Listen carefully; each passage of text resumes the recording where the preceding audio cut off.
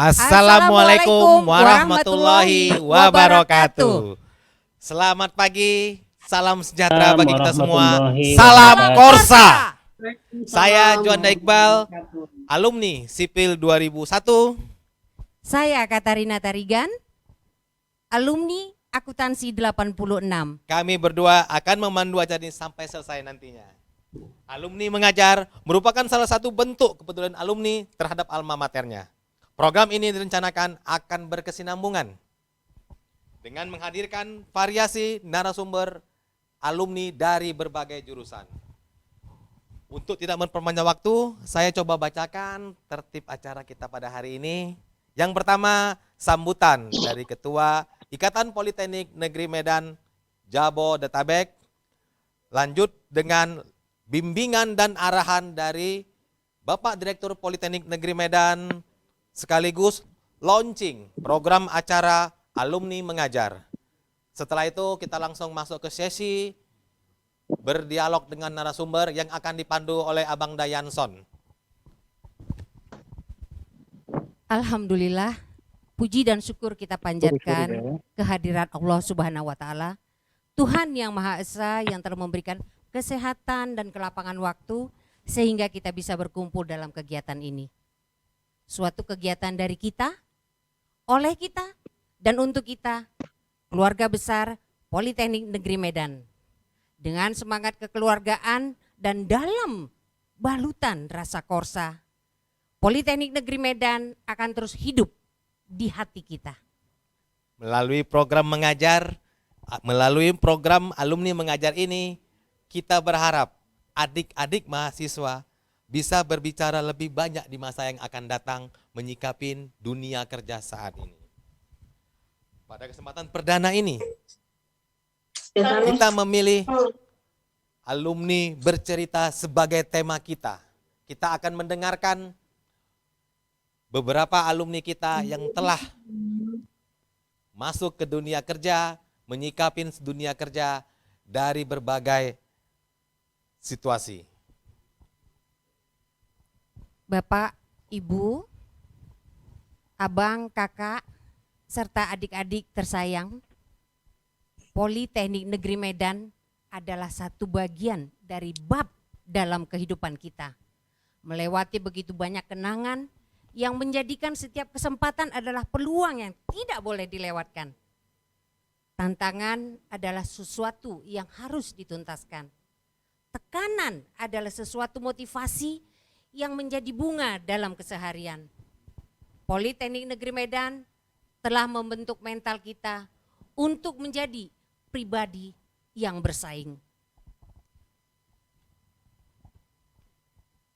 Yang kami hormati, Bapak Direktur Politeknik Negeri Medan, Bapak Abdul Rahman SEAK MSI, Wadir 1 Ibu Roslina MIT, Wadir 2 Bapak Muhammad Ridwan Effendi Salamanik SEME, Wadir 3 Ibu Delisma Siregar STMT, Wadir 4 Bapak Ignatius Heru Pranoto ST.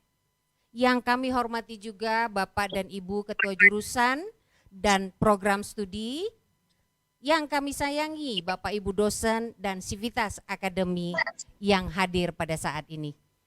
Yang kami hormati juga Abang Dayanson S. Rahman SEMM selaku Ketua Ikatan Politeknik, Ketua Alumni Ikatan Politeknik Negeri Medan Jabodetabek. Yang kami hormati juga abang-abang dan alumni yang berhadir pada kesempatan ini. Yang kami hormati juga para narasumber yang telah bersedia hadir untuk berbagi ceritanya nanti, serta yang kami sayangi dan kami banggakan adik-adik mahasiswa Politeknik Negeri Medan. Alumni Politeknik Negeri Medan tersebar di seluruh Nusantara, bahkan sampai ke mancanegara, merupakan suatu potensi yang tidak ternilai. Ini merupakan bukti bahwa alumni Politeknik Negeri Medan mampu bersaing. Baiklah, untuk mempersingkat waktu, langsung saja kita dengarkan sambutan dari Ketua IKAL Polmed Jabodetabek dalam hal ini akan disampaikan oleh Abangda Erwin Santosa. Waktu dan tempat kami persilahkan dengan hormat Bang Sekre.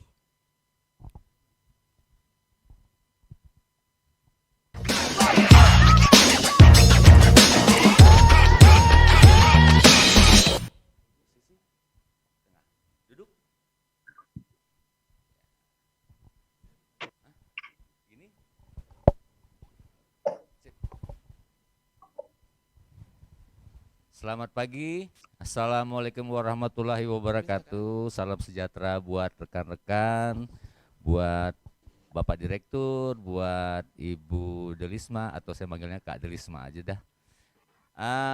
Selamat pagi, selamat Waalaikumsalam bergabung di acara warahmatullahi kita wabarakatuh. alumni bercerita pada pagi ini, yang mana sebenarnya acara ini kita inisiasi dari para alumni yang berada di Jabodetabek untuk memberikan suatu masukan atau suatu kontribusi terhadap alma maternya, yaitu kampus kita Politeknik Negeri Medan, agar kontribusi ini bisa menjadikan motivasi buat adik-adik yang masih di bangku kuliah.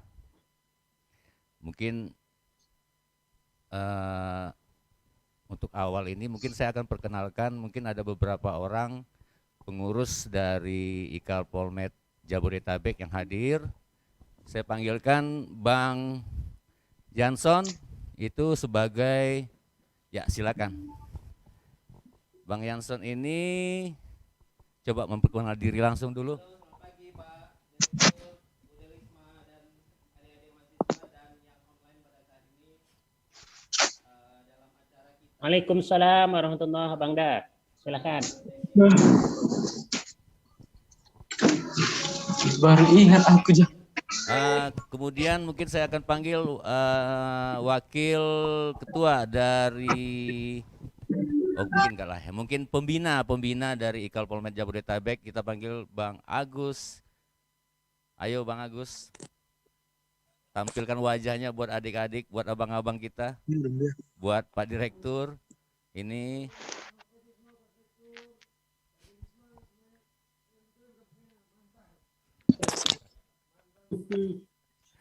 Salam kenal Abangda. ya, berikutnya saya panggil Bang Richard, atau panggilan kerennya Bang Cece. Dia sebagai wakil ketua IKAL Polmed Jabodetabek. Mana dia? Ya silakan, waktu dan tempat. Waalaikumsalam Abangda.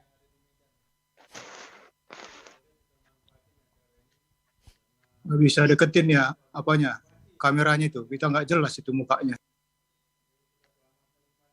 Mukanya ganteng-ganteng kali. Berikutnya Iya, saya akan deketin lah panggil wajah-wajahnya mungkin itu. bendahara satu ya, mungkin ya kembali lagi muncul Kak Nana Tarigan.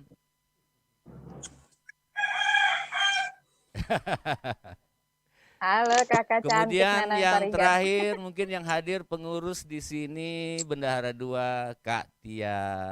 Ayo muncul. Ya.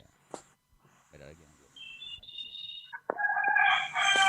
Oke, Tia dari jurusan apa? gitu, Hai kenapa? Tia, Langsung aja ngomong. sudah muter angkatan 88. Halo sayang. Halo kakak cantik.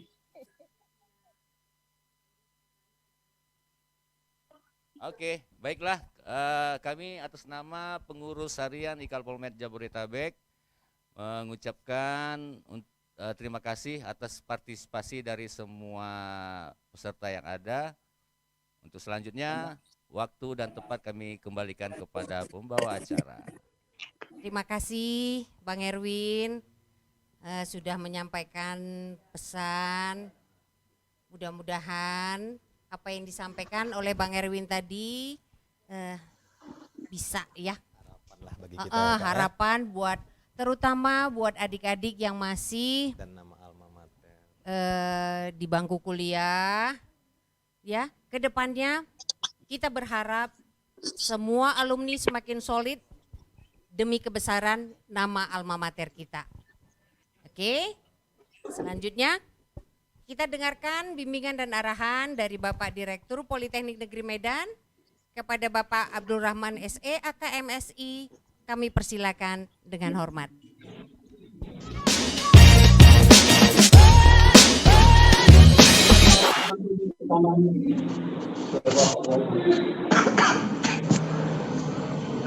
Assalamualaikum warahmatullahi wabarakatuh.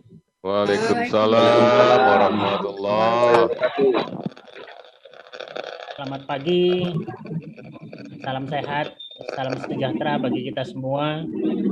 Pagi, Pak. Yang kami hormati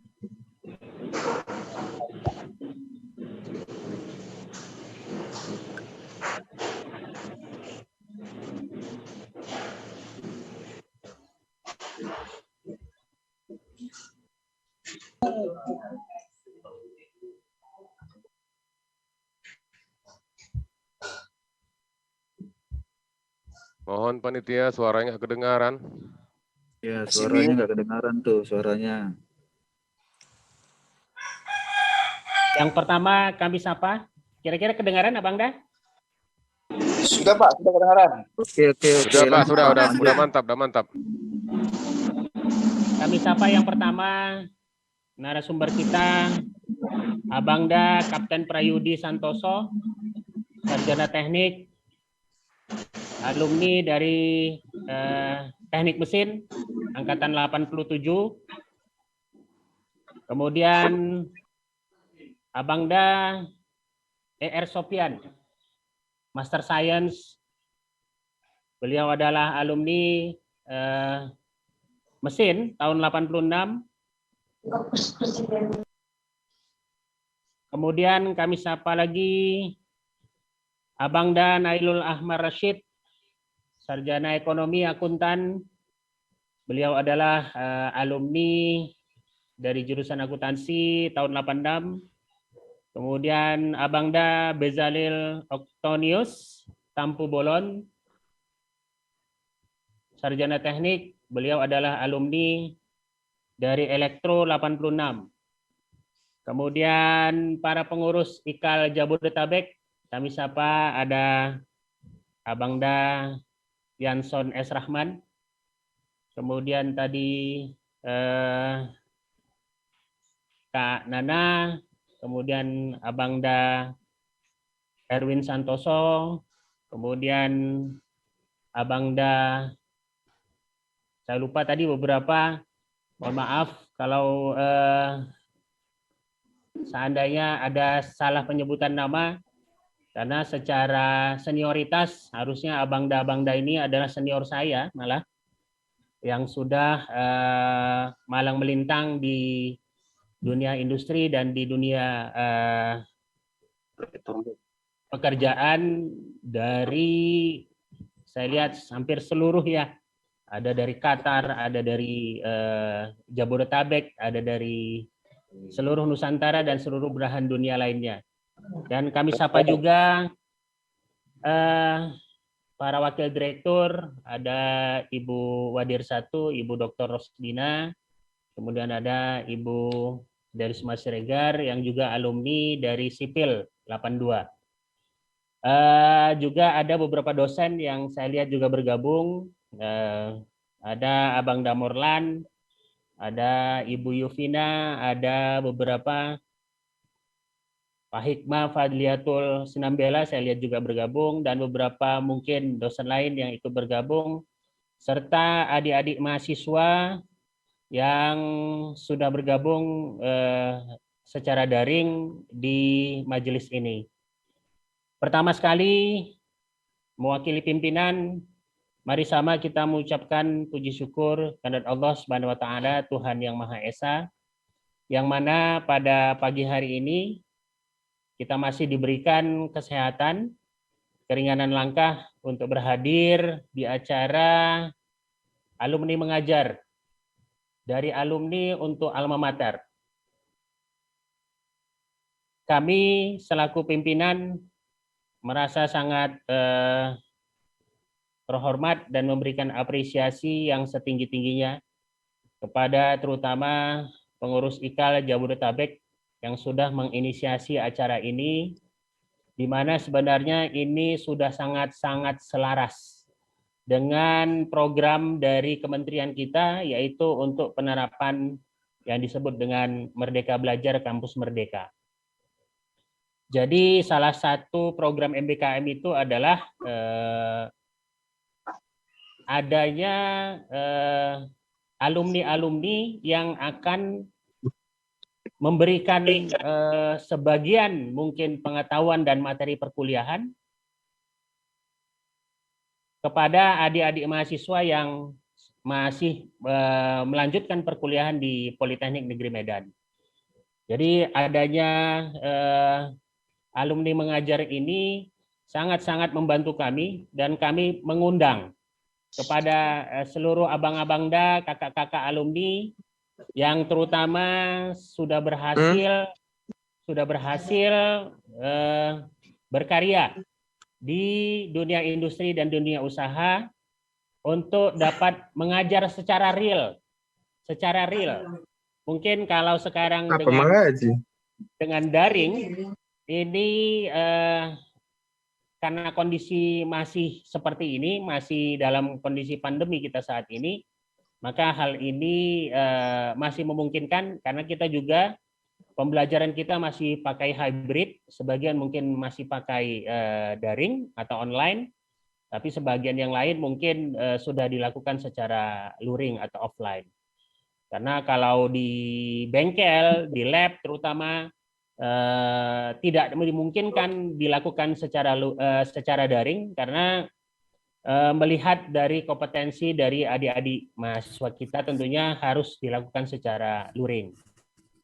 Tetapi mungkin di awal tahun ajaran 2022-2023 ini, tahun ajaran baru, kita mungkin sudah menerapkan perkuliahan secara luring, dan sekaligus nanti di bulan September tahun ini kita akan melakukan acara Dies Natalis Politeknik Negeri Medan yang ke-40. Jadi tidak terasa bahwa Politeknik Negeri Medan ini sudah berumur 40 tahun. Jadi dengan umur yang segitu diharapkan ini bisa menambah kedewasaan dari Politeknik dan disertai dengan kemandirian. Karena Politeknik Negeri Medan saat ini perlu kami sampaikan kepada abang-abang, kakak-kakak sekalian, sedang berusaha menuju kepada perguruan tinggi Badan Layanan Umum. Mudah-mudahan dalam waktu yang tidak terlalu dalam waktu dekat ini kita sudah diberikan SK dari Kementerian Keuangan untuk bisa menjadi perguruan tinggi Badan Layanan Umum.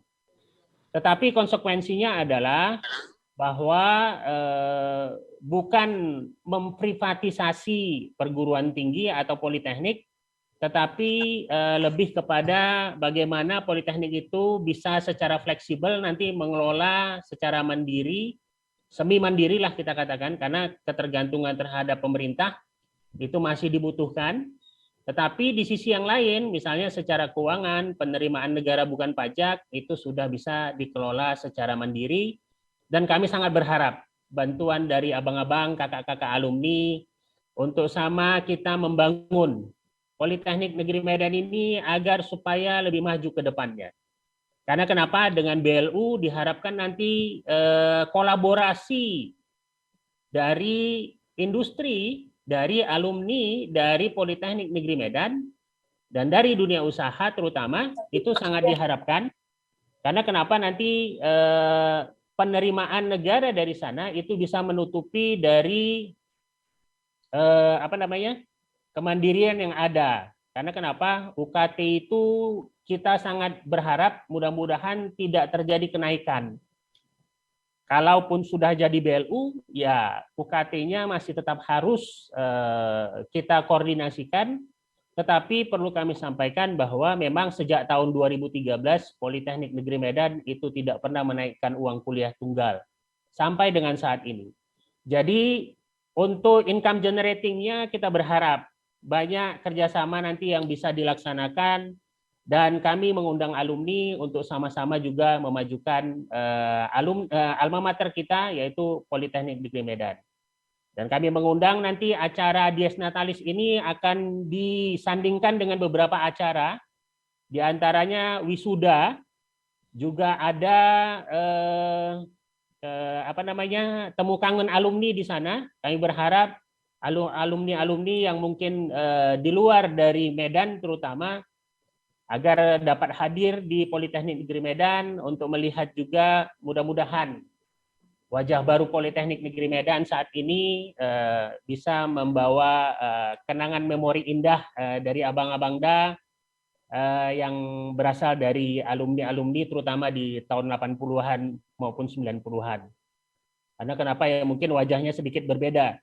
Kalau dulu mungkin abangda, kakanda itu diterima mahasiswanya mungkin cuma sekitar 100-200 orang. Sekarang Politeknik Negeri Medan itu sudah mempunyai hampir 7.000 mahasiswa. 7.000 mahasiswa dengan 23 program studi. 23 program studi itu ada juga magister terapan. Dan kita berusaha untuk membuka beberapa prodi baru lagi. Kemungkinan di tahun ini sedang ada 8 atau 9 prodi baru yang sedang kita usulkan. Mudah-mudahan perubahan-perubahan ini bisa membawa nama Politeknik Negeri Medan sejajar dengan perguruan tinggi atau politeknik lainnya. Kalaupun ada kekurangan di sana-sini, mohon dibantu kami selaku pimpinan untuk diberikan masukan-masukan kepada kami, terutama dari Abangda, Kakanda, sehingga continuous improvement untuk Politeknik Negeri Medan itu bisa tetap kita laksanakan. Mungkin itu yang bisa saya sampaikan sedikit sekilas juga tentang Politeknik Negeri Medan saat ini. Perlu kami sampaikan bahwa tahun ini kita menerima sekitar satu angkatan itu 2.600 mahasiswa dan peminatnya itu hampir 20.000 orang yang berminat untuk masuk ke Politeknik Negeri Medan. Mungkin demikian yang bisa kami sampaikan, lebih dan kurang mohon maaf.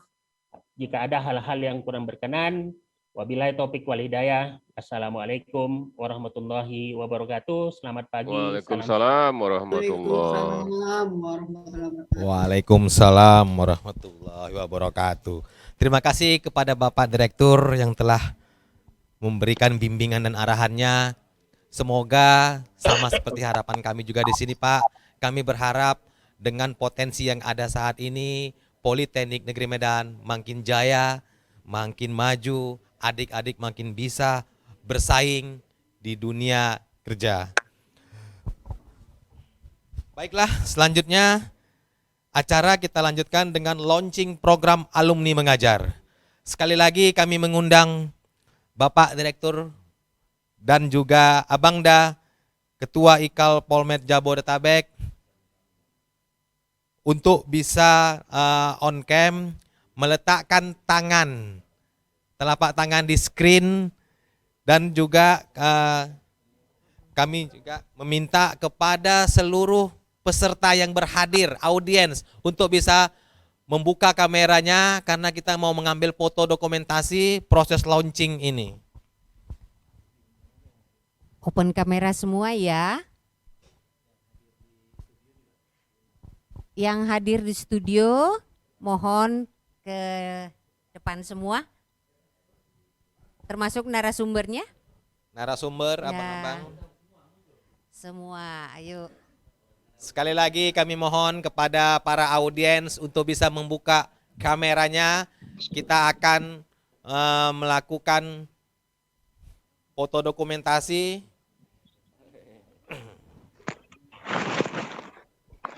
Kepada Ayo. Ya.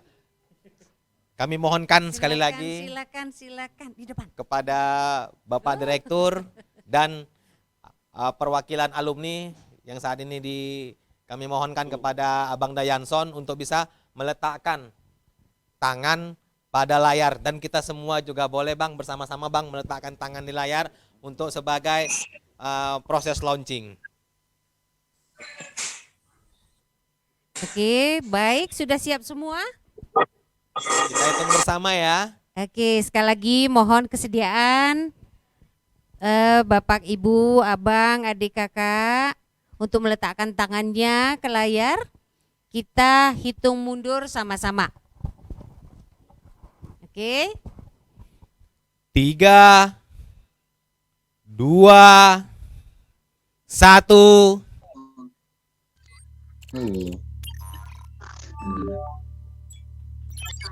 Oke, terima kasih.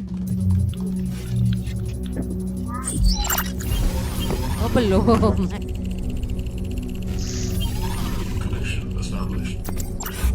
Berkumpul lagi bersama-sama.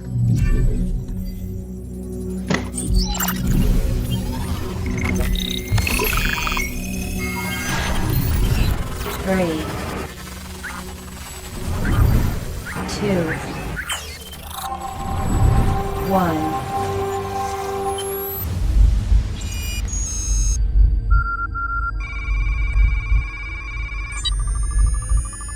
Bapak lama sih nggak make juga Pak.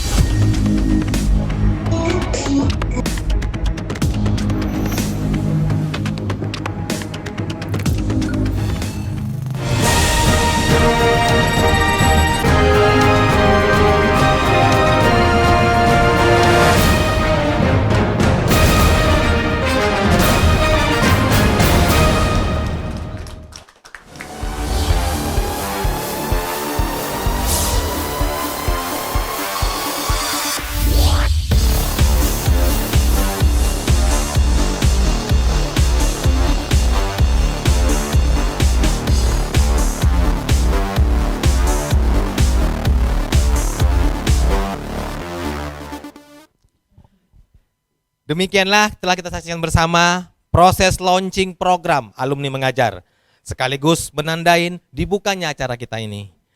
Kita berharap bahwa acara ini nantinya bisa menjadi langkah awal bagi adik-adik mahasiswa untuk mempersiapkan diri dalam memasuki dunia kerja. Acara ini juga diharapkan menjadi ajang silaturahmi bagi kita, para alumni, dan untuk meningkatkan sinergisitas kita, juga networking antar sesama alumni sehingga membentuk alumni connection. Semoga, amin. Amin. Baiklah, sekarang kita lanjutkan acara berikutnya, yaitu pemaparan dan berbagi cerita dari para alumni. Bagi adik-adik, silakan menyimak dan mengambil intisari dari perjalanan hidup para alumni kita ini. Jadikan landasan untuk bisa mempersiapkan diri memasuki dunia kerja. Silakan bertanya apa saja, boleh. Para narasumber ini ganteng-ganteng loh. Anaknya juga ganteng-ganteng dan cantik-cantik. Nanti kalau nanya, jangan lupa tanya teleponnya. Oke? Namun sebelum itu, mari sama-sama kita saksikan dulu suatu karya dari seorang alumni sipil tahun 2015, Baharaja Panjaitan. Langsung saja, acara ini nanti akan dipandu oleh Abang Dayanson. Untuk sesi berikutnya, kita dengarkan dulu karya dari Baharaja Panjaitan.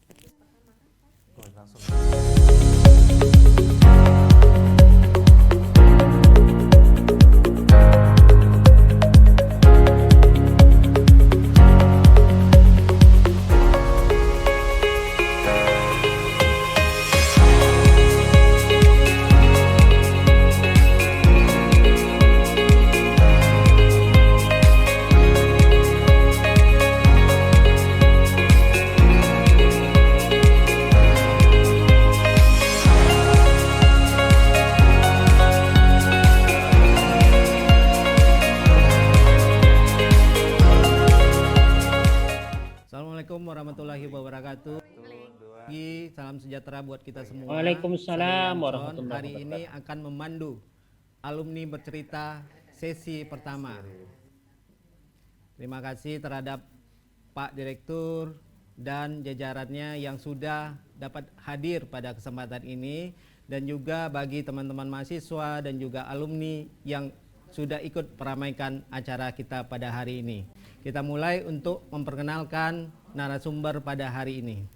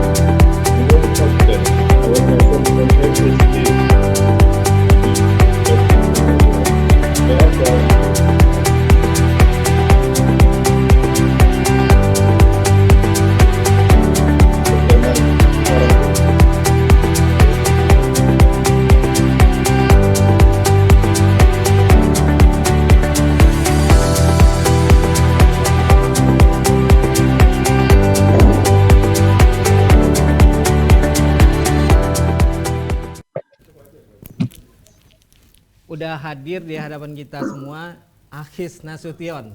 Gelarnya panjang sekali.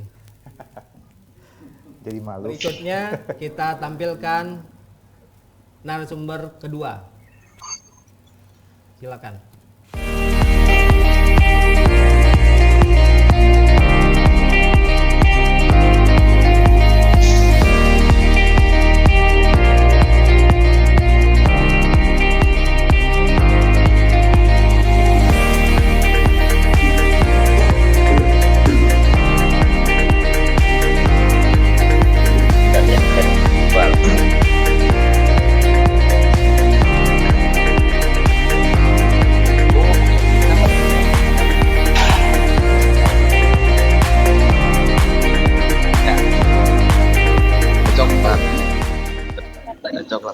Narasumber kedua sudah hadir di hadapan kita, Kapten Prayudi Santoso.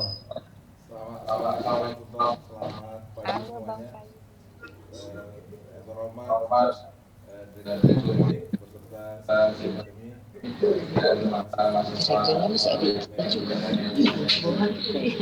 Kita mau kasih pensiun. Narasumber ketiga kita hadirkan.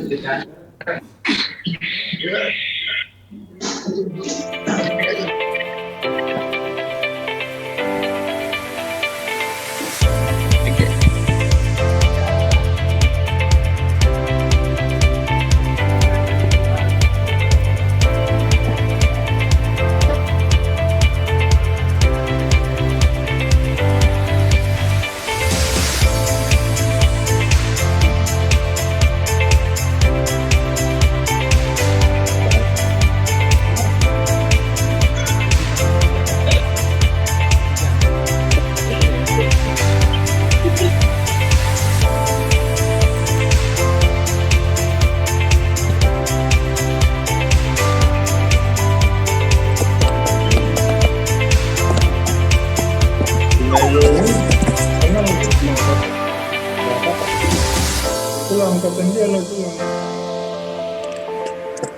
Lu juga kalau juga bapak wali kota.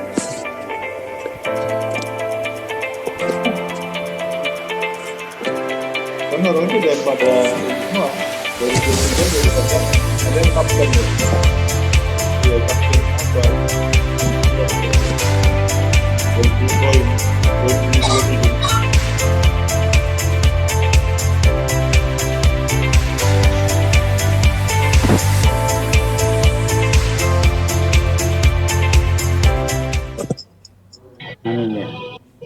Narasumber ketiga, Bang Bezalil Tampu Bolon. Silakan, Bang.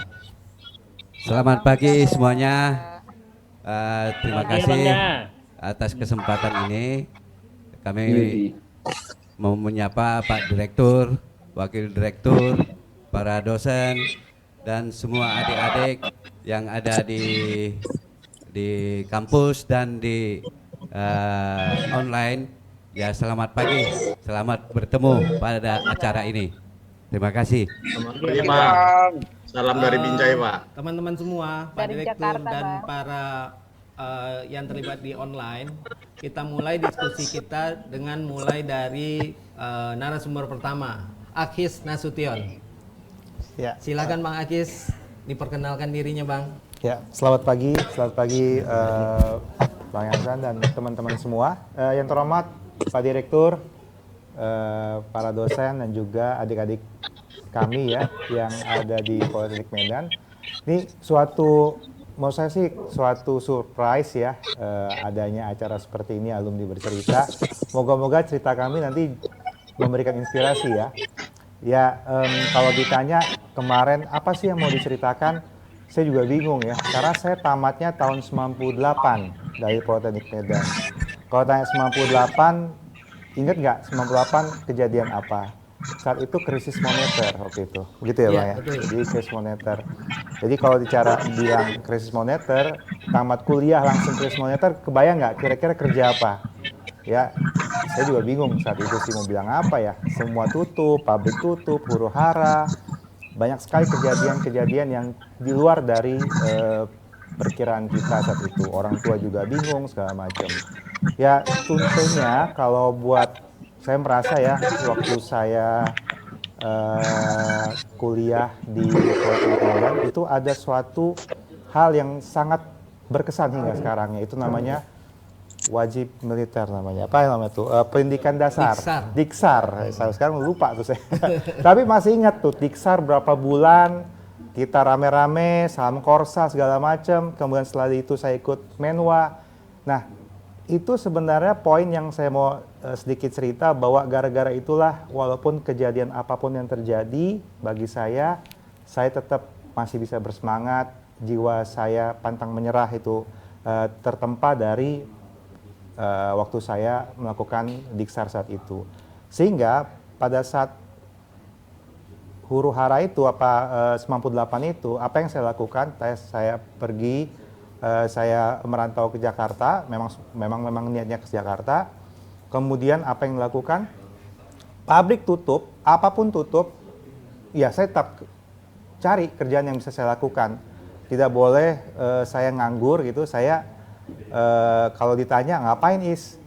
Lucu ya. Kalau percaya nggak kalau saya pernah jualan buku, Bang? Jualan buku di Gambir. Itu jadi kalau orang lewat satu persatu, Buku cerita, buku cerita, buku novel, buku cerita.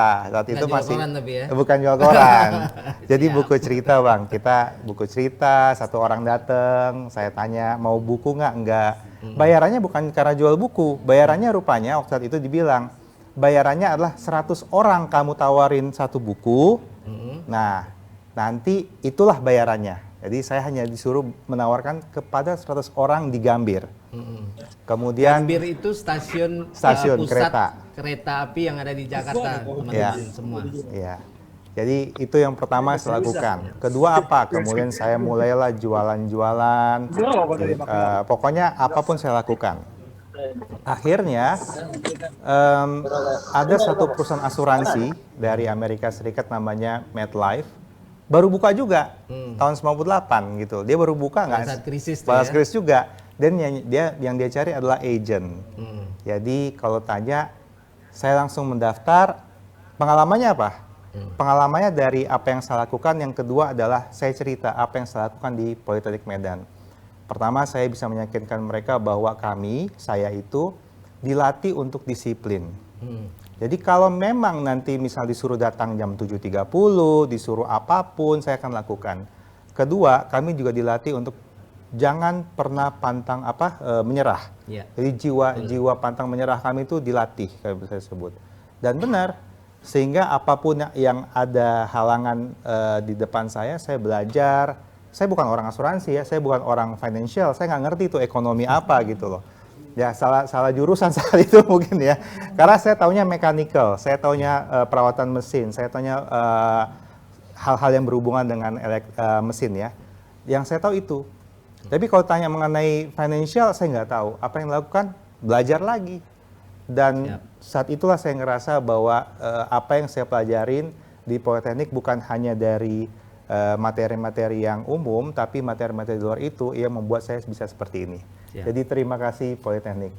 Jadi teman-teman, jadi Bang Akis ini cuman menjual diksar ke perusahaan Amerika. Perusahaan Amerika itu percaya loh bahwa kita itu disiplin, perusahaan Amerika. Dan ini nggak main-main. Perusahaan Amerika itu ternyata sekarang berubah menjadi perusahaan sangat besar di bidang asuransi. Yang menarik adalah Bang Akis ini lulusan mekanik tahun 95. Sekarang menjadi salah satu direktur di perusahaan asuransi. Ya, Bang. Nah, dan yang sangat menarik lagi, Bang Akis ini gelarnya panjang banget itu. Kita juga nggak tahu gelar itu dapat dari mana gitu ya kan. Nah, boleh cerita sedikit Bang tentang gelar yang panjang, saya juga nggak hafal itu gelarnya.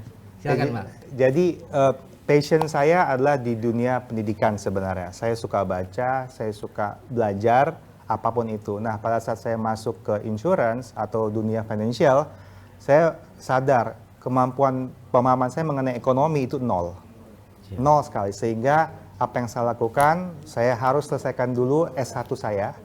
4 tahun setelah saya tamat Poltek, itu saya masuk ambil S1. Dapatnya bukan teknik mesin, malah teknik industri saya ambil. Berubah lagi kan, salah lagi. Kemudian dari situ, dari teknik industri, karena saya berpikir bahwa saya mau cari sesuatu yang berbeda. Di situ mempelajari banyak hal. Kemudian karena saya kerjanya adalah di financial industry, saya mau masuk bank.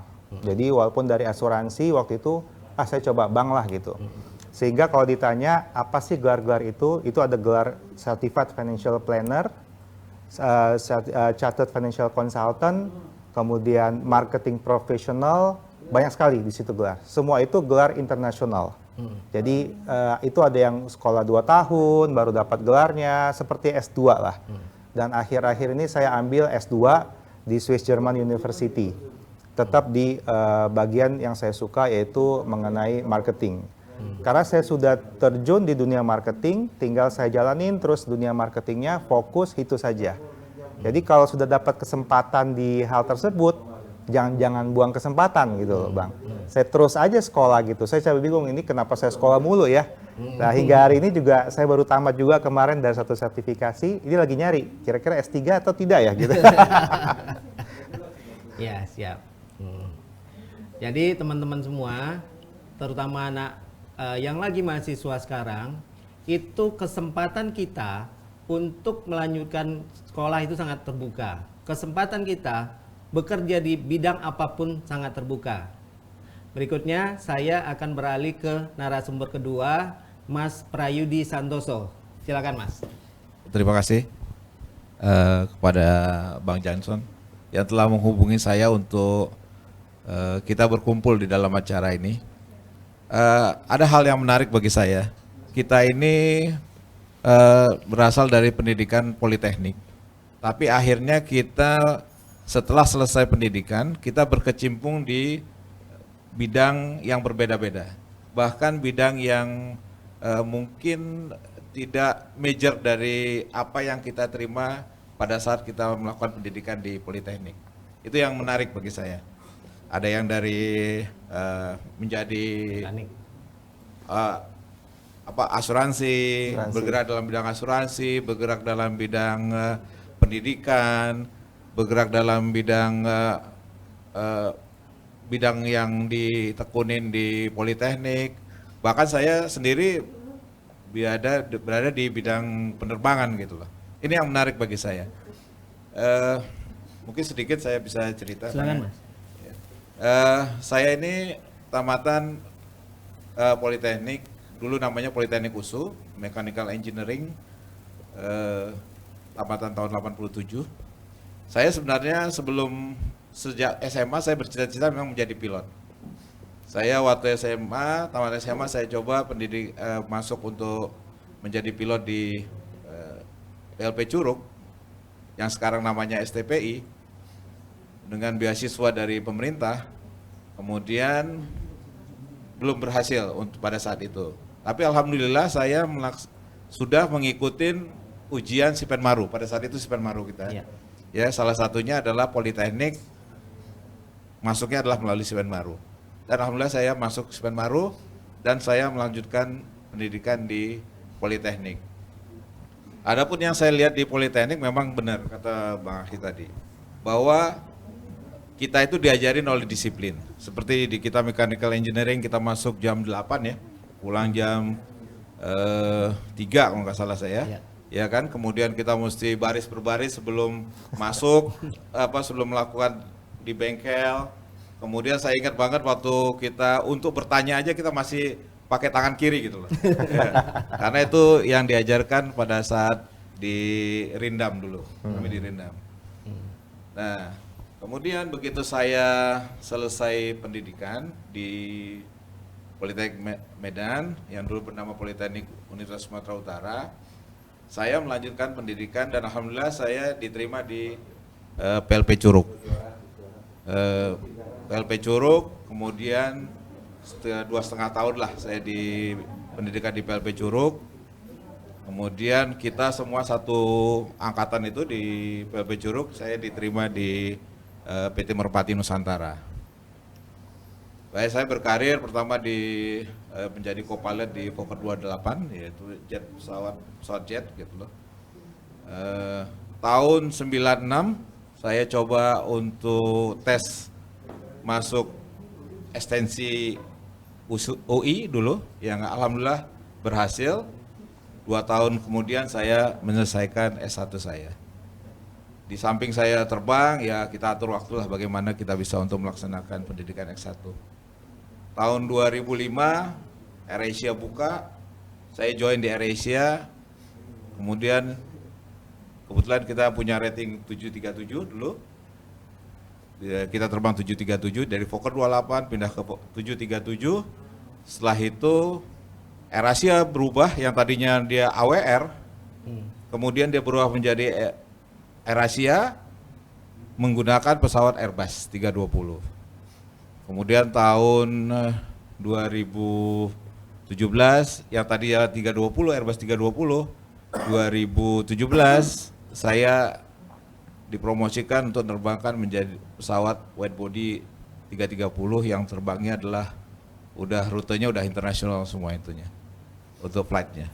Saya kira begitu dulu, Bang Jansen. Jadi adik-adik yang mekanik sekarang itu sangat terbuka kesempatan untuk jadi apapun, termasuk jadi pilot. Itu mungkin ada pertanyaan dari Pak Direktur, Pak Abdurrahman. Silakan dibuka mic-nya, Abdurrahman.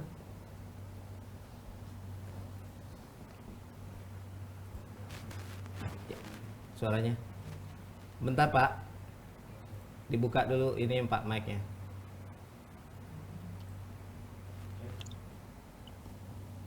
Udah Bang, kedengaran Silakan, Bang? Pak.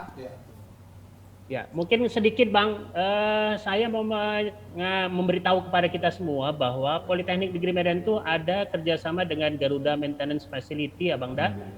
Dan itu langsung direkrut semua dengan Garuda 100% jadi teknisi pesawat dan sudah general license untuk pendidikan teknisi pesawat terbang. Mungkin Abang Daprayudi nanti bisa juga nanti mungkin kerjasama nanti kita antara AirAsia atau dengan Politeknik Negeri Medan untuk membuka yang sama. Jadi itu di bawah memang mechanical engineering juga Bang untuk ininya. Mungkin itu sedikit Bang Yanson. Terima kasih. Baik Pak Direktur, silakan ditanggapin Mansudi langsung, silakan. Baik, terima kasih Pak Direktur. Kalau saya sih di bidang operasional Pak ya, itu ada, jadi seperti kita tahu bahwa di dunia penerbangan itu kan engineer itu umumnya terbagi atas dua. Kalau di perusahaan penerbangan itu terbagi atas dua. Mereka ada di heavy maintenance dan di line maintenance gitu loh. Nah, mungkin nanti, tapi yang penting bagi menurut saya, penting itu adalah mereka itu harus mempunyai license juga gitu Pak. Yang kalau engineer itu A1 atau A4. Jadi kalau seandainya mereka punya license A1 dan A4 yang dikeluarkan oleh Departemen Perhubungan, itu bisa merupakan nilai jual yang cukup baik bagi adik-adik kita lulusan politeknik gitu loh. Karena persyaratan di dunia penerbangan ini kan penuh dengan sertifikasi, Pak. Jadi kalau seandainya mereka bisa diikutkan pada saat semester-semester akhir untuk mengikuti ujian dari perhubungan, saya rasa sangat baik sekali, Pak. Sehingga bisa langsung masuk ke dunia penerbangan. Saya rasa itu dulu, Pak. Adapun untuk nanti mengenai rekrutmen bagi adik-adik kita di yang di teknik penerbangan, mungkin saya bisa bicarakan lah nanti dengan orang-orang teman-teman di engineer gitu. Saya rasa itu dulu, Pak. Makasih. Siap, Bang. Silakan Siap, Bang. dibuka mic-nya, Pak. Itu Abdurrahman. Siap, Bang. License yang ini memang bukan Garuda yang Bang, tapi DKUPPU, Bang, dari Kementerian Perhubungan. Jadi sudah, kalau nggak salah saya A1, sama satu lagi kita mau buka memang untuk program studi yang memang tidak terikat kepada satu maskapai saja. Kalau kemarin memang dengan Garuda, makanya di Politeknik Negeri Medan itu ada satu pesawat di sana. Itu karena memang ada kerjasama, Bang. Tapi kita sekarang ini sedang mulai semester ini mau membuka satu program studi yang khusus masalah maintenance mesin pesawat, Bang. Untuk AMTO, Bang, AMTO. Mungkin demikian, mungkin Bang Yanson. Ya, Pak, terima kasih Pak Abdurrahman atas masukannya. Nanti kita bagi adik-adik yang mau bertanya, silakan bertanya di kolom chat. Nanti kita akan akomodir pertanyaannya. Nanti kita ada sesi tanya jawab. Teman-teman sekalian, setelah kita mendengarkan dua narasumber dari profesional, berikutnya kita dengar kisah dari seorang entrepreneur yang juga lulusan Politeknik. Silakan Bang Bes. Terima kasih Bang Yanson. Kita patut berterima kasih kepada pengurus Ikapolmed Jabodetabek dan seluruh aktivis daripada baik dari direktur, wakil direktur, dan para mahasiswa yang bisa mengadakan event ini. Dari saya sendiri, ya saya alumni tahun 86, tamatnya tahun 89, jurusan elektro. Dulu elektro, kalau dulu dibagi LA, LB, hanya 2 kelas. Kalau pernah dengar itu ada di pas saat itu ada hampir separuh, lebih daripada separuh mahasiswa kena DO. Bukan kompensasi. Peringatan, surat peringatan. SP. Jadi di kelas kami itu sedikit bandel pada saat itu.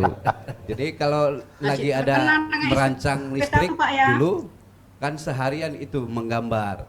Jadi pada berisik pada itu ya akhirnya adalah yang iseng.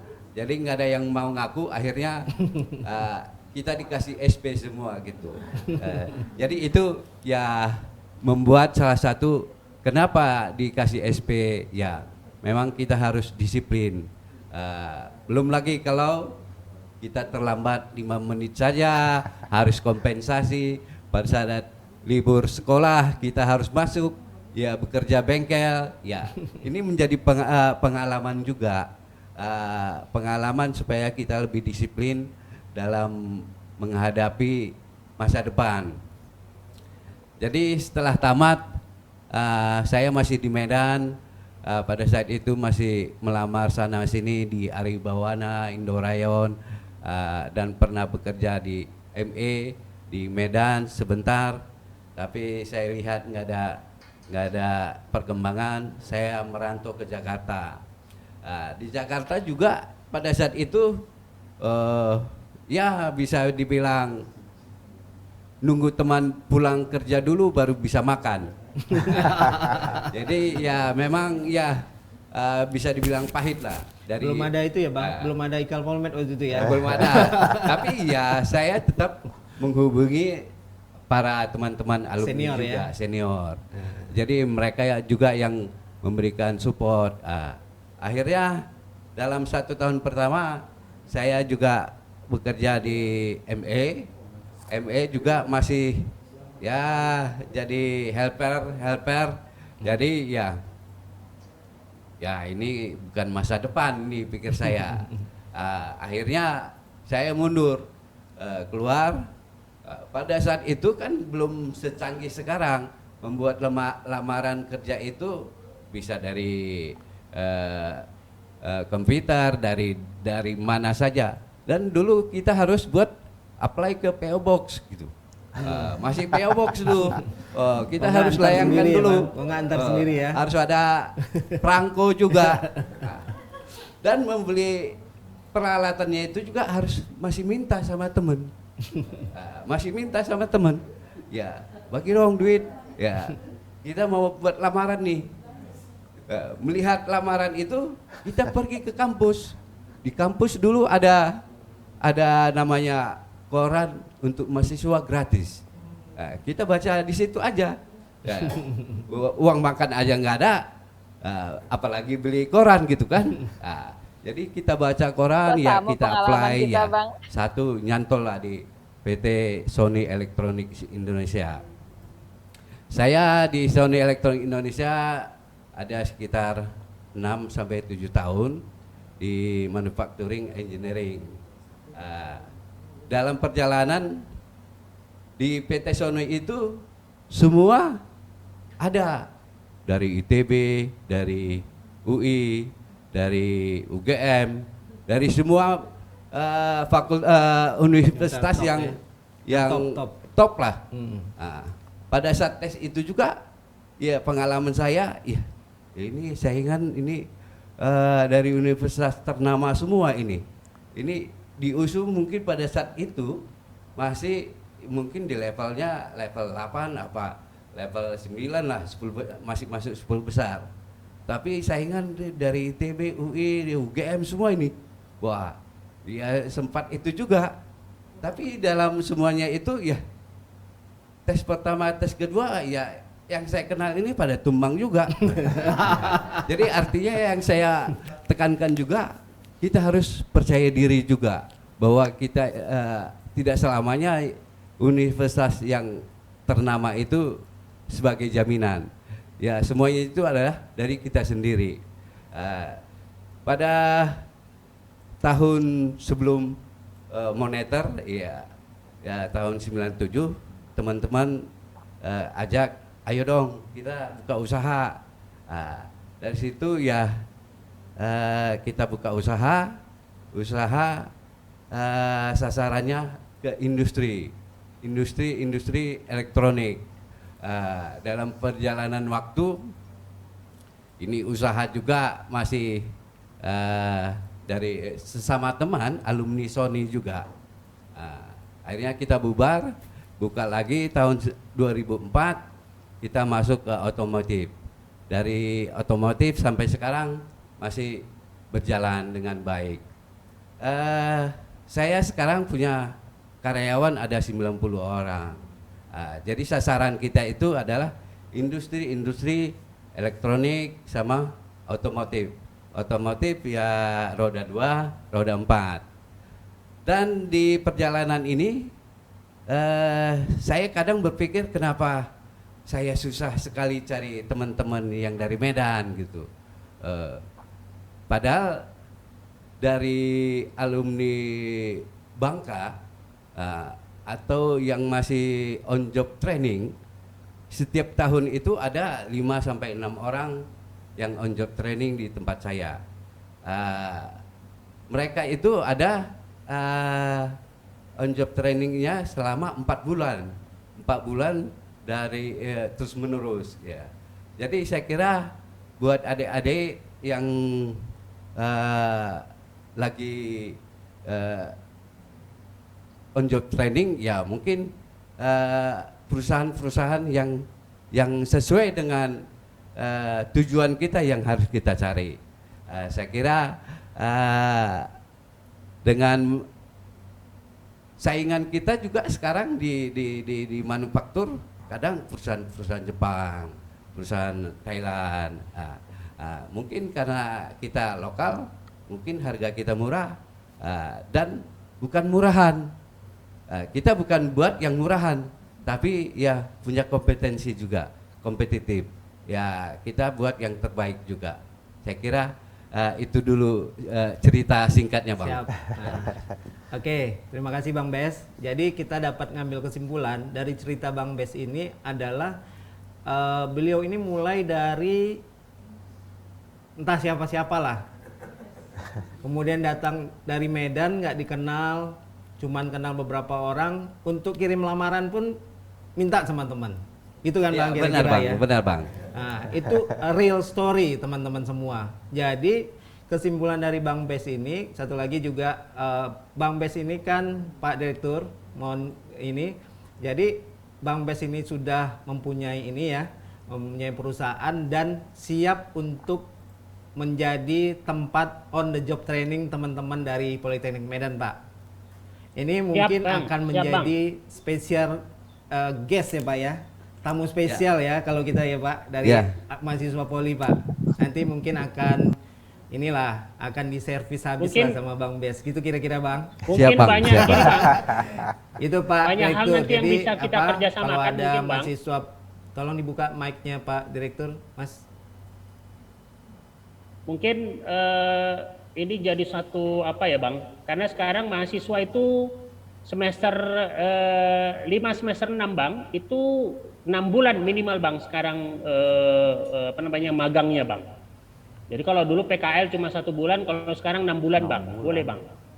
Jadi ini adik-adik mahasiswa, monggo silahkan ini bisa dihubungi abang-abangnya.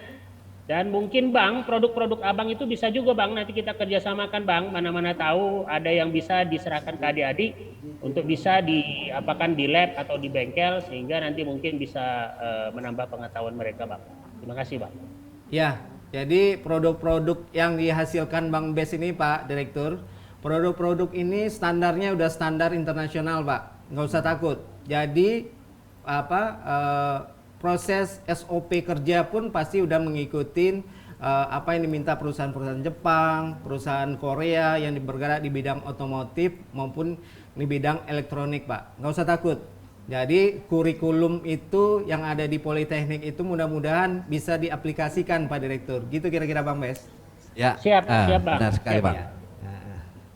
Gitu, Pak, mudah-mudahan ada dari teman-teman dari mahasiswa yang melakukan pertanyaan, silakan nanti di chat ya pertanyaannya. Nanti kita akan ada sesi tanya jawab. Untuk sementara sesi dari Bang Bes kita selesaikan. Selanjutnya akan balik ke Bang Akis. Bang Akis, kita ini kan rata-rata kalau dari Medan itu agak-agak rendah diri kan, bersaing dengan seperti Bang Bes sampaikan tadi juga ada dari UI, mungkin saingan dari ITB gitu ya, universitas top dan ternama. Gimana cara mengatasi itu, Bang? Ya, ini saya banyak cerita kalau soal ini ya. Boleh. Soalnya lanjut. waktu saya pindah ke Jakarta tahun 98, itu logat Medannya masih kentara gitu kan ceritanya. Jadi ada satu cerita di pintu aja itu, misalnya pintu dulu kan pintu masuk itu tulisannya dorong, tapi waktu itu nggak ada bacaan dorong. Jadi ada orang mau buka pintu dia tarik-tarik. Saya bilang, ditolak. Dia bingung, kok tolak gitu, tolak gitu loh. Itu hal yang ya jujur aja itu kadang malu ya, tapi saya ya udah mau bilang apa, tapi karena lingkungan kerja saya quite bahasa Inggris saat itu, so yang saya pelajari adalah bahasa Inggris. So saat itu saya belajar bahasa Inggris sangat kencang siang malam gitu ya, benar-benar belajar bahasa Inggris. Karena apapun confidence itu, kalau kita bisa lancar berkomunikasi, itu kuncinya.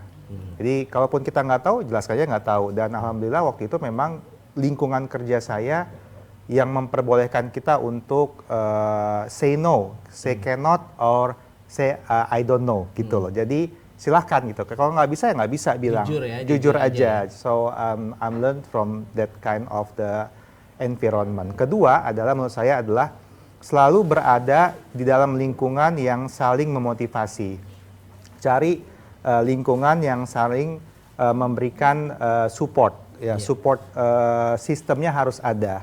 Karena kalau orang itu tidak confident, contoh simpel aja. Saya ditanya, kerja di asuransi. Kalau saat tahun 98 itu bilang kerja di asuransi, itu orang pada melarikan diri dari saya karena nanti tawarin asuransi gitu. Itu yang pertama gitu. Yang kedua, orang tua saya juga malu. Kau sekolah jauh-jauh, sekolah Medan, teknik mesin, kok jadi orang asuransi kau katanya kan gitu ceritanya. Jadi saat itu orang tua saya nggak seperti itu. Dia bilang, ya kalau kamu memang suka, lakukan. Dan celahnya waktu saya bilang, saya kerja di asuransi. Kenapa kamu kerja di asuransi? Jujur aja ya, tahun 98 saya dapat komisi pertama dari jualan asuransi saya itu 2 juta. Tahun 98. Nah setelah saya lihat ini bisnis nggak masalah gitu loh. Orang aja malu untuk jadi orang asuransi. Toh tujuan saya tujuan saya kuliah adalah mencari pekerjaan, membuat saya hidup kan gitu kan. Betul. So kenapa saya malu dengan pekerjaan saya? So apapun itu, this is myself, my life. Kenapa harus dengerin orang lain? Ya akhirnya saya putuskan saya jalan terus sebagai agen asuransi karena duitnya oke dan terserah lah kalau orang mau bilang apa, yang penting saya kerja halal, itu aja sih Bang. Iya, siap. Ya. Nah. Oke, kalau Bang Akis ini terima 2 juta tahun 98, sekarang itu kira-kira 20 juta kali Bang ya? Itu besar sekali ya. Jadi adik-adik yang di Politeknik sekarang lagi kuliah, nggak usah malu, nggak usah rendah diri untuk untuk menghadapi dunia kerja. Nggak usah kita beranggapan bahwa posisi kita itu adalah di bawah universitas lainnya atau di bawah jurusan-jurusan lainnya yang ada di di universitas ternama lainnya. Berikutnya saya juga hampir pertanyaan yang sama akan saya tanya ke Kapten Prayudi Santoso. Mas, pertanyaan saya adalah di bidang pesawat terbang ini untuk jadi pilot itu kan kompetisinya sangat ketat. Itu gimana mengatasinya? Baik. Jadi saya mulai dulu dari gini. Kita itu punya bakat dan minat yang berbeda. Itu harus kita sadarin bahwa kita manusia ini punya bakat dan minat yang tidak sama dengan orang lain. Bisa juga sama tapi bisa juga tidak sama. Itu yang harus kita sadarin. Saran saya kepada adik-adik mahasiswa Politeknik itu adalah bagaimana dia bisa mengembangkan bakat dan minatnya yang ada. Gitu loh. Mungkin misalkan begini, saya berbakat dari organisasi. Coba kembangkan dengan bakat itu. Saya berbakat atau berminat terhadap ngutak-atik mesin misalkan. Silahkan itu dikembangkan. Sama seperti tadi. Saya pribadi, saya berminat di dunia penerbangan. Sehingga apa? Itu yang saya kejar. Politeknik itu bukan tujuan. Sekali lagi kepada adik-adik, Politeknik itu sebenarnya bukan tujuan. Tujuan kita adalah bagaimana hidup kita untuk bermanfaat kepada orang lain. Itu yang penting. Caranya bagaimana? Politeknik adalah salah satu jalan untuk menuju itu. Seperti yang tadi, untuk menjadi penerbang saat ini semua terbuka lebar. Waktu zaman saya tahun 90-an, 80, itu sekolah penerbang itu hanya beberapa. Yang gratis itu cuma dari PLP Curug. Itu yang paling, itu gratis, ya enggak?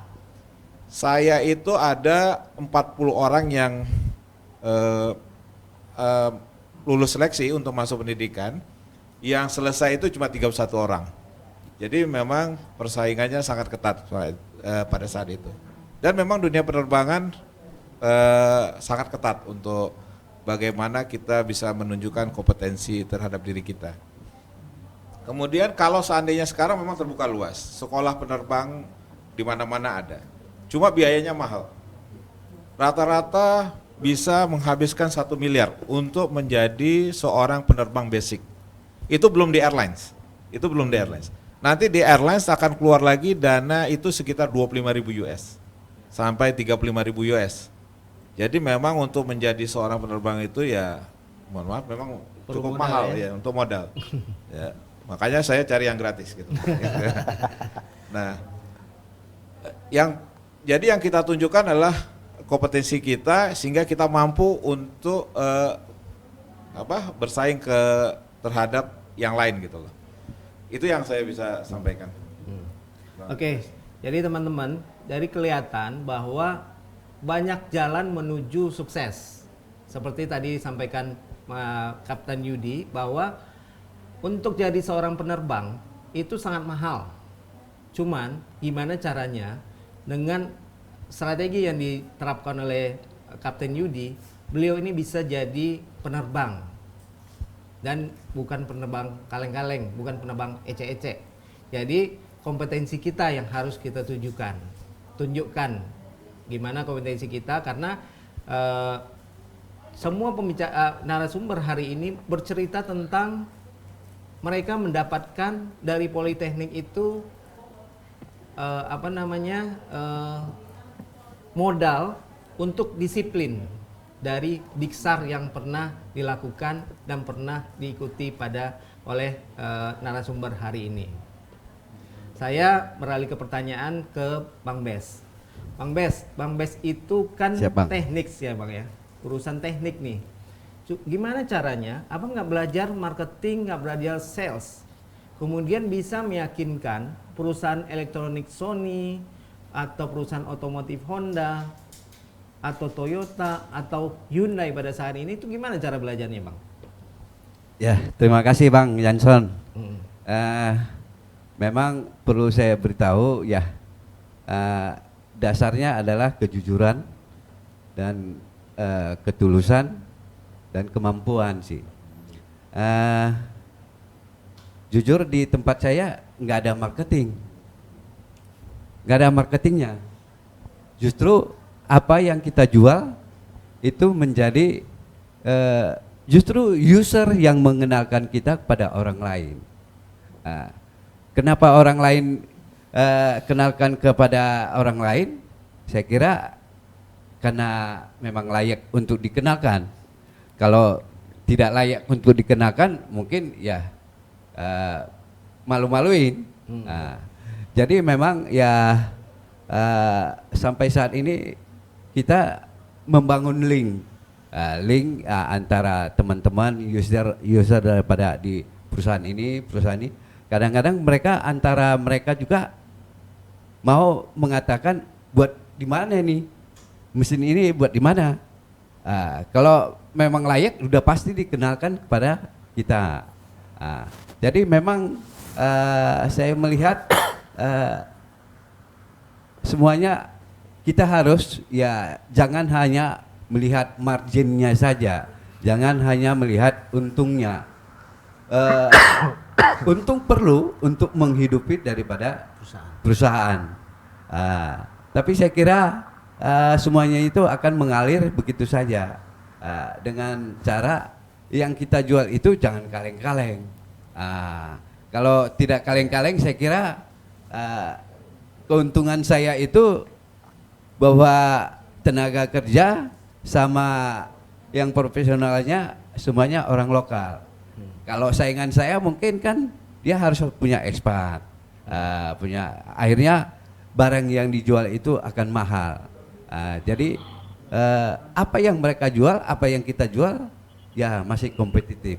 Saya kira itu sih yang membuat ya kita menjual dengan benar gitu ya. Iya. Jadi pelajaran yang kita dapat dari Bang Bes ini adalah kita harus punya link. Jadi acara kita ini sebenarnya bagaimana meng-create link yang kita inginkan. Jadi sekarang kan ada narasumber, ada 6 orang ya, dan punya unique selling point masing-masing orangnya.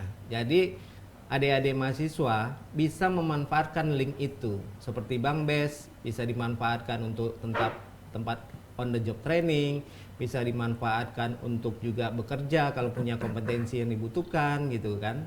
Kemudian ada juga Bang Akhis, beliau juga bisa dijadikan link untuk di bidang financing. Kemudian ada Mas Yudi di bidang penerbangan sangat mumpuni sebagai pilot gitu ya. Nah, jadi acara kita hari ini adalah gimana kita membangun link, dan kita sebenarnya dari alumni terutama yang Jabodetabek ini memberikan kesempatan untuk adik-adik itu melakukan sinergi dengan kita, terutama dengan senior-seniornya gitu loh. Untuk berikutnya saya mungkin akan buka pertanyaan ya Bang. Mungkin ada yang di chat, boleh dibacakan pertanyaannya. Ada yang chat pertanyaan? Tolong bacain Kak Nana. Ada.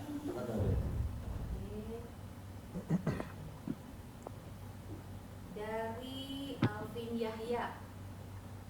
Assalamualaikum warahmatullahi wabarakatuh. Bapak Ibu, selamat siang. Izin bertanya. Nah, izin bertanya nih. Bagaimana saran dan solusi Bapak Ibu untuk menghadapi revolusi industri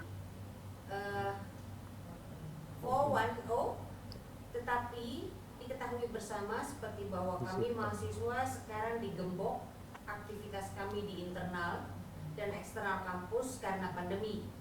Lantas mohon solusi dan saran Bapak Ibu untuk kami mahasiswa-mahasiswi jalur C19 untuk beradaptasi dan bisa bersaing di era revolusi industri 4.0. Itu pertanyaannya. Namanya siapa tadi? Namanya Alvin Yahya. Oke.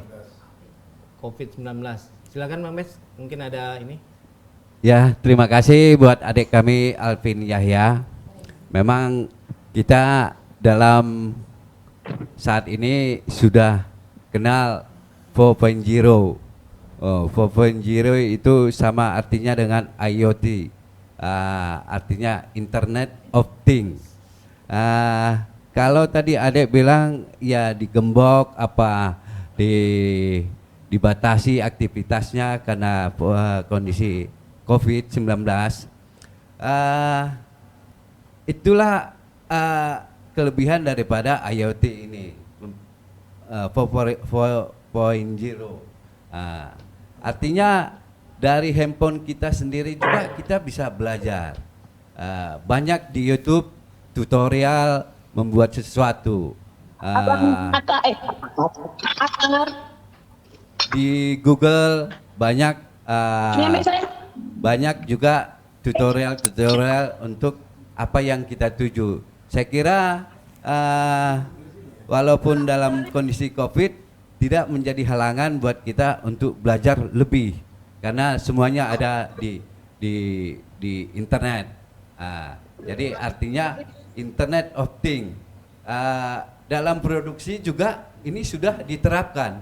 Bagaimana mengkontrol productivity di pabrik hanya di luar kantor. Hanya dengan melihat handphone kita melihat mesin ini berjalan dengan baik, mesin ini berjalan dengan baik, part ini adanya di mana. Jadi itulah kelebihan daripada Internet of Things. Jadi yang perlu saya tekankan lagi, dengan adanya Internet of Things ini akan mengurangi tenaga kerja secara signifikan. Jadi ya kami mengharapkan adik-adik supaya lebih mandiri. Bagaimana caranya kita bisa membuka lapangan kerja, bukan sebagai pencari kerja.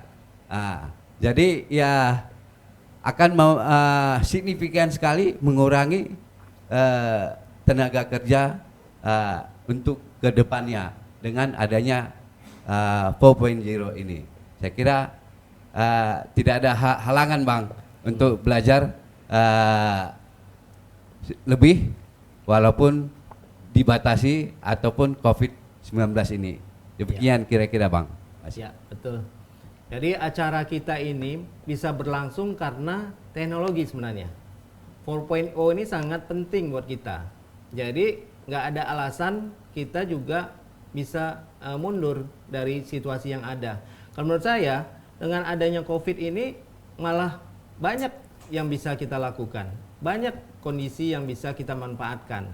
Seperti sekarang ya, kalau seandainya COVID itu, zaman COVID itu lalu lintas sangat lancar kalau kita mau kemana-mana. Nggak ada macet. Kemudian anak-anak juga bisa belajar di rumah gitu kan. Itu ngurangin cost juga sebenarnya gitu kan. Jadi situasi apapun bisa kita manfaatkan. Itulah sebenarnya yang kita sudah dapatkan dari Politeknik itu. Salah satunya dari kedisiplinan. Mungkin ada pendapat dari Bang Akis? Ya, jadi revolusi industri ataupun kalau saya lebih ke arah digitalnya ya, itu digital proses ya. Jadi nggak semua langsung tiba-tiba seperti sekarang, nggak. Jadi itu proses. Dari awalnya kita dulu, bayangkan kita punya PC mungkin segede ini, sekarang laptop aja udah bisa kecil. Itu suatu proses. Yang saya pelajarin hingga saat ini, di insurance juga, di banking itu, semua udah masuk ke artificial intelligence, AI. Semua pakai sistem, pakai analisa kita semua menggunakan sistem. Even di telepon ini aja, tahu nggak? Coba aja sekali-sekali gitu ngomong mobil apa gitu. Nanti muncul di Instagramnya mobil semua gitu. Karena ini sudah disadap, apapun ceritanya saya nggak tahu ya. Tapi itulah yang dilakukan oleh mereka-mereka itu. Kalau saya tanya, bagaimana ya tim saya, kita? Yang saya tahu adalah kita tetap harus membuka cakrawala kita, pengetahuan kita jangan stop. Ya, resilience kita tuh, apa resilience bahasa ini? Daya tahan kita tuh jangan stop gara-gara COVID. Ada di COVID ini, ada orang-orang yang diuntungkan. Siapa? Mereka yang selalu bekerja keras, sedangkan yang lain stay di rumah. Bekerja keras bukan berarti harus stay di rumah aja ya. Bisa aja dia lakukan sesuatu yang orang lain nggak lakukan. Saya punya teman yang bisnisnya hancur masalah COVID ini, tapi nggak sedikit mereka yang malah mendapatkan keuntungan dari 2 tahun terakhir.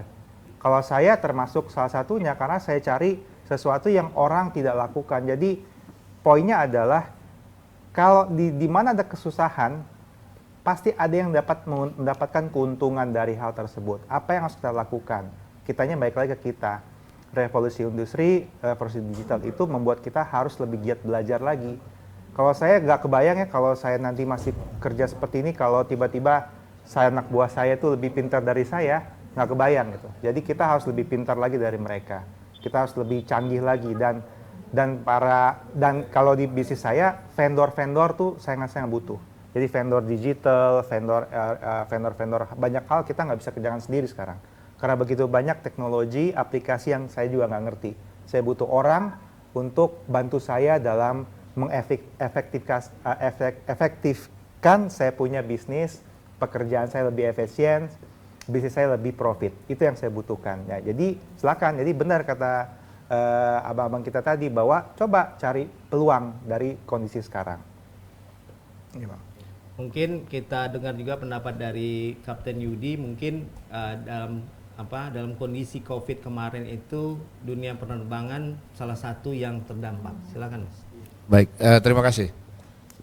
Sebenarnya revolusi industri ini kan ini suatu revolusi yang berkelanjutan.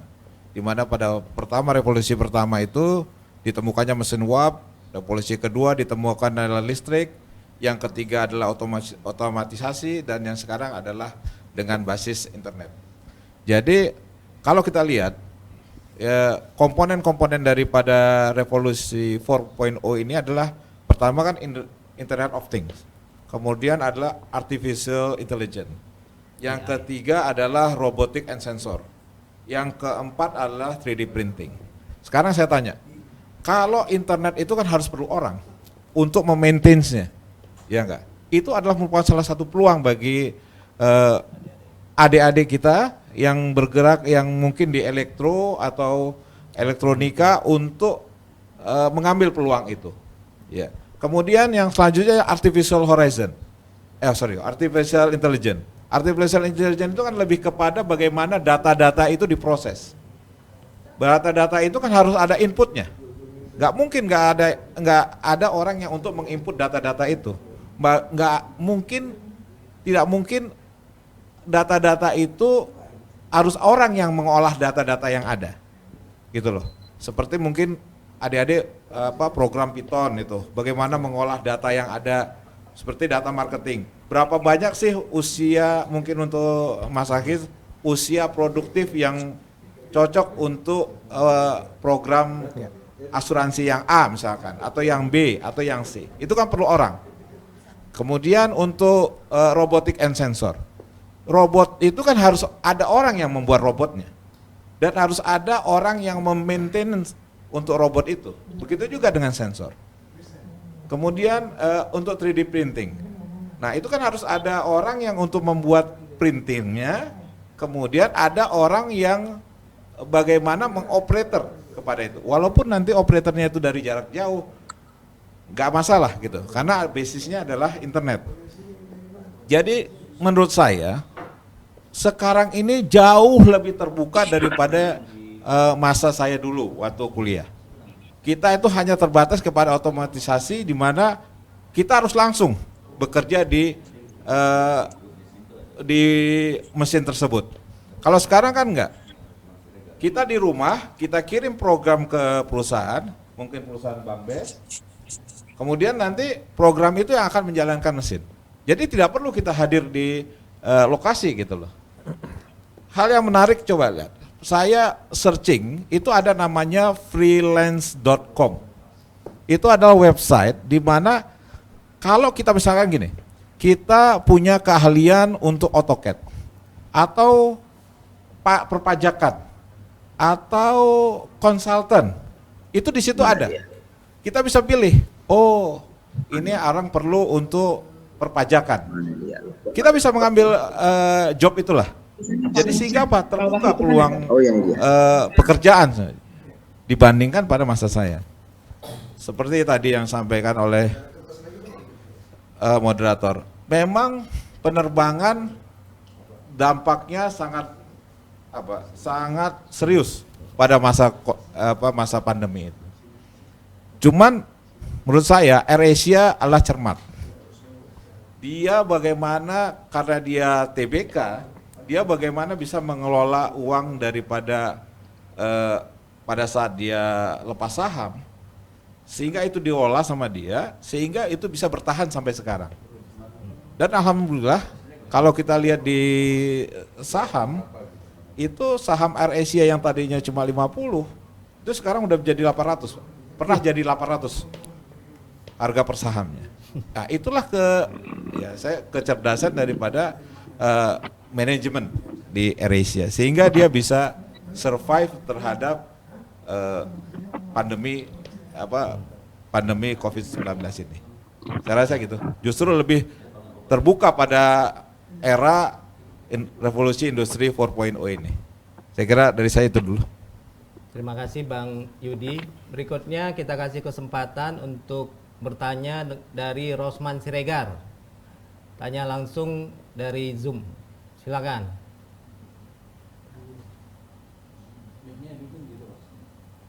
Sebentar Pak.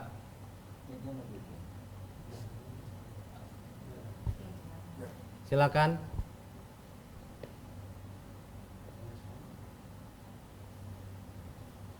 Silakan mengajukan pertanyaan. Rosman Siregar. Cek. Halo.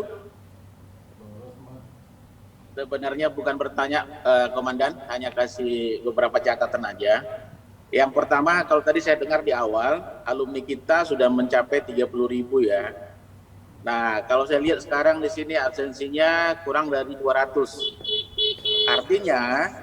Artinya kita tidak sampai 1% yang hadir. Ini sangat serius. Ini serius thing. Yang kedua, ketika saya tadi sarankan semua buka camp, tidak sampai 20% yang buka camp. What happened? Ini serius thing Pak Direktur. Ada sesuatu yang harus kita beresi di kampus kita. Masa buka camp aja sesama alumni nggak mau? Ini ada hubungannya dengan kenapa alumni merasa minder di luar. Ada yang miss di kampus kita Pak Direktur. Ya, dari 30.000 alumni yang hadir nggak sampai 1%. Dari 200 alumni yang hadir, 20% pun nggak berani buka camp. What happened? Jadi maksud saya, kita nggak mau wasting time. Ya, kita semua sudah senior-senior, sediakan waktu untuk bicara di depan Pak Direktur. Tapi apa yang kita bicarakan? Apa outputnya? Ya kan, kita nggak mau jum-jum seperti orang yang nggak jelas. Apa yang mau kita kerjakan? Yang pertama, saya kalau boleh saran, boleh nggak di semua fakultas Poltek itu ada mata kuliah entrepreneurship? Kenapa menurut saya ini sangat penting, Pak Direktur? Saya bekerja di oil and gas, sekarang saya ada di Oman. 21 tahun berkarir di oil and gas, dengan gaji ratusan juta, saya nggak kaya-kaya, Pak. Ada masalah apa nih? Kenapa sih nggak kaya-kaya? Alumni Poltek gaji ratusan juta, 20 tahun. Ada yang miss, Pak. Jadi, maksud saya, kalau boleh, adik-adik yang sekarang masih kuliah, yang masih hijau ini, kalau boleh diarahkan kepada dunia entrepreneurship. Halo Bang Rosman. Intinya kita udah apa yang akan disampaikan Bang Rosman. Nanti kira-kira mungkin Pak Direktur akan akan melakukan menerima saran-saran dari Bang Rosman. Kita sedikit fokus mungkin Bang kembali ke ini ya Bang, kembali ke diskusi kita ya Bang. Mohon maaf nih Bang Rosman. Ya, lanjut. Ya, siap. Boleh ditanggapi Abang ya. Dan? Boleh ditanggapi sedikit? Silakan Pak Direktur. Baik, terima kasih ya Bang Da. Bang Rosman ini sayang sama Politeknik. Saya yakin semuanya juga sayang sama Politeknik. Pertama, kalau terkait dengan alumni tadi memang mungkin kita secara promosi mungkin sudah juga lakukan sosialisasi terkait dengan acara ini pertama. Lalu untuk adik-adik mahasiswa memang saat ini Bang, karena sudah 2 tahun ini pandemi, ini di saat yang bersamaan ini mahasiswa yang angkatan 2020, 2021, sama ini yang sekarang sedang penerimaan mahasiswa, sedang melaksanakan laksar Bang di Rindam Siantar. Itu jadi jumlah mahasiswanya hampir 5.000 orang Bang sekarang yang sedang secara bergelombang ya, memang itu sedang melaksanakan laksar. Tapi memang kami nanti akan lakukan kembali sosialisasi, mungkin acara ini ke depan bisa lebih sering kita lakukan agar supaya gaungnya bisa lebih baik dan efeknya lebih mengena begitu. Lalu yang kedua terkait dengan kurikulum kewirausahaan, ini sebenarnya sudah lama Bang kita laksanakan dan itu sudah masuk di dalam kurikulum. Cuma mungkin pematerinya ini Bang yang kami harapkan nanti dari abang-abang yang mungkin kami undang ke kampus Bang. Karena sekarang itu ada namanya dosen industri yang bukan hanya berasal dari alumni tapi juga bisa dari industri yang mungkin secara capable bisa menjadi narasumber untuk mata kuliah kewirausahaan. Jadi selama ini kewirausahaan itu memang dari dosen-dosen kita yang mungkin secara pengalaman, secara experience itu belum memiliki pengalaman yang cukup atau mumpuni untuk ditransfer ke mahasiswa dalam mata kuliah kewirausahaan. Jadi kami mengundang abang-abang, mungkin untuk mata kuliah kewirausahaan bisa diisi oleh abang-abang alumni nanti mungkin, yang terutama nanti yang sudah berhasil di dalam industrinya masing-masing. Mungkin demikian Bang Yanson, terima kasih. Siap Pak Direktur. Bang Rosman di Oman posisi sekarang ya Bang?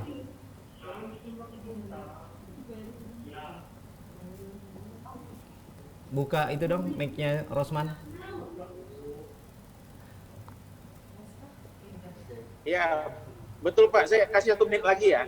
Kalau kita melihat 30.000 jumlah alumni, ini resource yang sangat besar. Sebenarnya kita bisa berbuat sangat banyak untuk alumni untuk kampus kita. Misalkan ya, sederhana aja.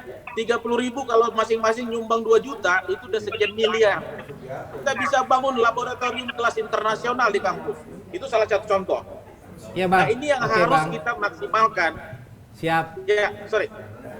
Bang, mungkin untuk sesi berikutnya, kalau alumni mengajar, saya rasa sih saya harus kontak Bang Rosman nih. Itu Bang Rosman ya. bisa sharing tentang pengalamannya di Oman, Bang. Aku juga bingung tuh, Bang. Abang bilang nggak kaya-kaya, gaji ratusan juta, gimana ceritanya, Bang? Ah, itu perlu kita gali nanti tuh, Bang. Boleh ya. Oke, Bang. Boleh ya. Dua aplikasi ya. Iya, boleh. Bang, nanti kita ini, Bang, nanti alumni bercerita sesi berikutnya kita undang Bang Rosman. Bisa Oke, saya Bang? bantu kelola Bang di sini Bang, nggak apa-apa. Bang, juga mungkin kalau Bang Rosman berkesempatan bulan September itu kita ada reuni akbar, Bang. Kalau Abang bisa datang bercerita tentang pengalaman Abang di Oman, itu sangat memberikan inspirasi dan motivasi kepada teman-teman yang lagi kuliah. Gitu kali Bang Rosman. Terima kasih Bang Rosman atas masukannya, mudah-mudahan kita sehat selalu. Bang Rosman sukses di negeri orang. Terima kasih Bang Rosman.